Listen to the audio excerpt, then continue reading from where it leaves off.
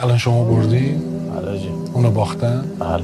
آخه میدونی چرا میگم؟ آره بعضی وقتا یه آدمایی میان اینجا توی دادگاه فکر میکنن بردن ولی باختن، بعضی هم فکر میکنن باختن ولی بردن. خیلی چیزایی که تو زندگی میبینیم توهم حقیقته، مثل این میزه، صندلیه، پوله، شهرت، مقامه. راجع هستی؟ یعنی حقیقت چیه؟ حقیقت چی آجی؟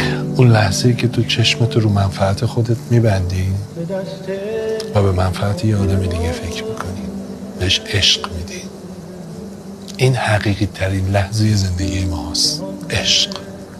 خیلی مردمی که میان اینجا نمیدونم دقت کردی، شاکی، متهم، میان فقط حرف بزنن تو گوش کنی، اصلا شکایتی ندارن، کسی به حرف دلشون گوش نمیکنه، دوست دارن صحبت کنن تو گوش کنی. وقتی خدمت میکنی، عشق میدی، اون لحظه حقیقی ترین لحظه زندگیته، عشق.